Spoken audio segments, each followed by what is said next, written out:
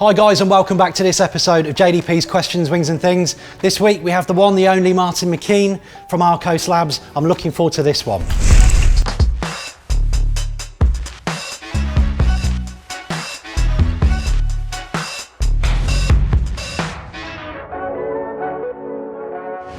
Martyn McKean, Arkose Labs, how are you today? Very good, thanks. It's good to be here. It's lovely. I say that in the broadest sense of the term. It's lovely to have you here. As soon as you arrived, I was like, I've been looking forward to today. Yeah, to punish me, yeah. Well, I was thinking this morning, like you and I have known each other for the best part of a decade now, isn't it?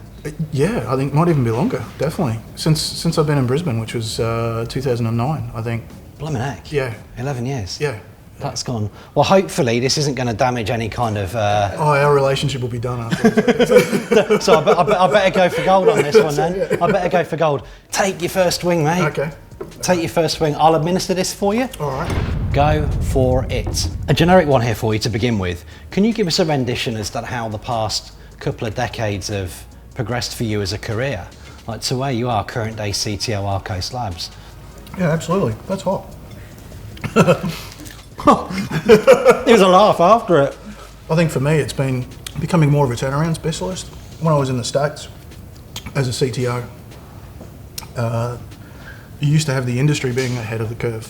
Whereas with Brisbane, it was kind of lagging at the time, so I went over with water on that one. Your voice went quieter and quieter as you started to answer that question that one's got a kick. But I've seen it change over the last 10 years and we've really seen like innovation hubs come into Brisbane. You've got Little Tokyo 2 and all these amazing places that are really starting to push the industry further and further ahead and giving us more opportunity. So I've really been enjoying the market here.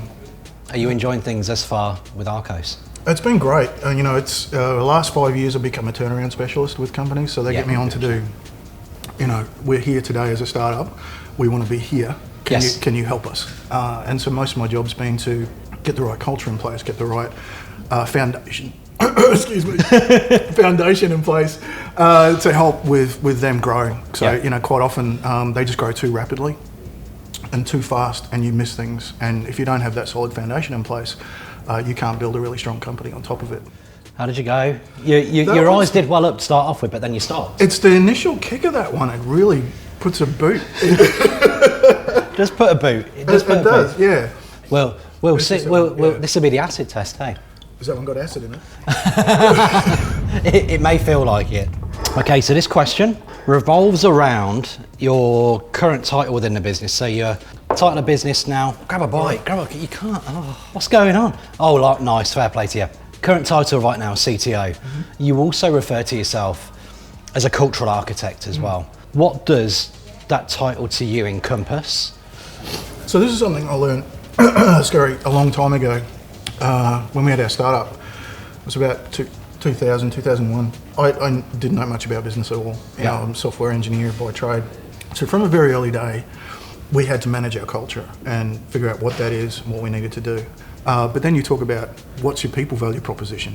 And so that changed from, okay, I can see something here, I don't know why, but then after the learnings you go, what do I do to change this? What do I do to fix it? And there's tons of stuff out there, and especially in the last 10 years, the research, the materials that they've done, and the understanding of how do you change culture for the positive, and how do you get them to be a key part of the business, and understanding that they've got worth and value and they're recognised. And now every company I go into, I become a cultural architect. So we put in place things around recognising the individual as well as being part of a group, because you've got to have both, because you've got to get a balance in there. So we say to people, I'll help you. I really want you to grow and be a part of this business. And I know at some point you will leave, especially with software engineers. They typically have a shelf life of like 3 years before they move on to the next. I would say that's accurate, yeah. And I get that. And so we want to build up this culture where they're creating value in our business, knowing that at some point they're going to leave, but still having them leave with all this experience and understanding, because they may go out into the world and discover something new and then come back and bring those learnings to us. Yeah. And so for us, that recognition is critical. I like it. Yeah. How you going with that? You got a slight sweat on there. Yeah, it's warm in here. It's the lights. It's the heat lamps, aren't they, in here? What have been some of the key business objectives that you've been faced with thus far, and how have you been transitioning to execute those objectives, and how will you be continuing to execute those objectives over the next 12 months or so? Just going to take a drink before I answer the question again. Did you like the taste of that one? I'm inquisitive. No. Don't even. All right. There's the answer on that one. You know, you have a lot of initiatives that are relevant for a startup in that stage of life in its business, and those are very, very different to an enterprise business. So the initiatives that we're putting in place is around transition at the moment. So how do we get from A to B sort of thing? Yep. Now we're trying to figure out how to get there and put those initiatives in place. And a lot of those things would be to do with common things with software companies, you know, tech debt recovery. We recently had investment from Microsoft for our Series B funding. So a lot of it's discovery at the moment. One of the things I always do when I go into business is, you know, one of Stephen Covey's habits of seek to understand before being understood. So I go in for a month and just talk to everybody and just say, hey, tell me about some of the problems in here that you see, and you know, what are the good things as well though. So most of the initiatives are about putting out a couple of spot fires, but then understanding, okay, what's the strategic stuff that we need to do and that we need to work for. AKA, you're a busy boy. Yeah, we are at the moment. I'm looking forward to when things start to get a bit more streamlined. And Third one out the way now. We've gone past the hump day of sources. Okay. We're on to the fourth. May the fourth be with you here, Martyn. So, question for you. Okay. So over the past previous years, you would have seen different types of threat and vulnerability from businesses as well, from a fraud perspective. Levels of intelligence have risen in that space as well. Yeah, for sure. What are you currently looking to combat, and how are you guys going about that? And can you give any stories behind that as well? You know, it's always been a part when you're writing software and it's going out into the world, you're always careful about how it's protected.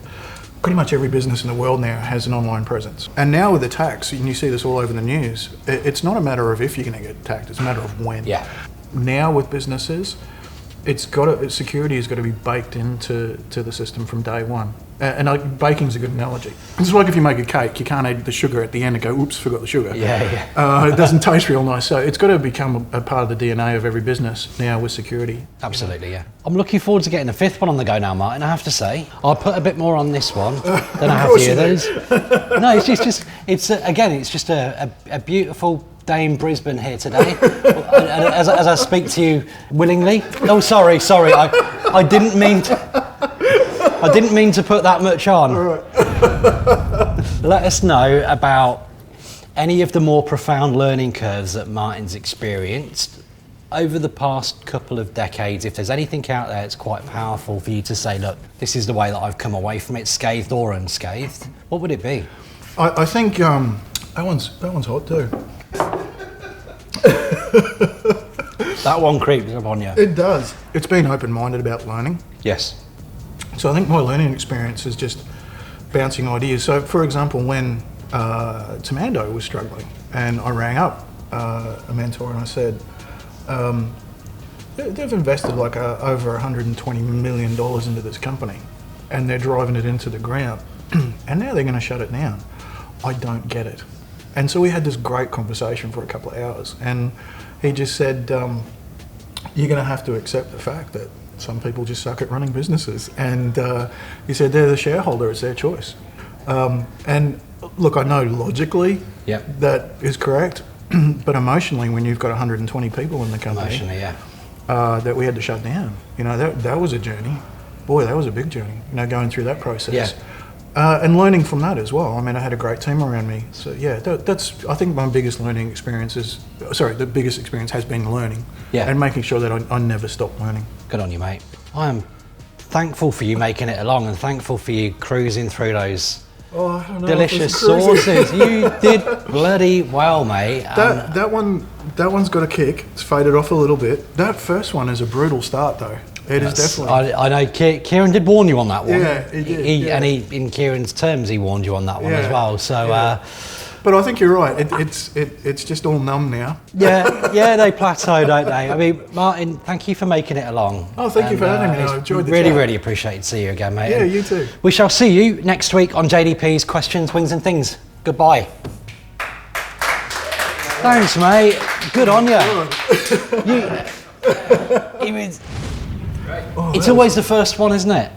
Oh, that was brutal. That first one.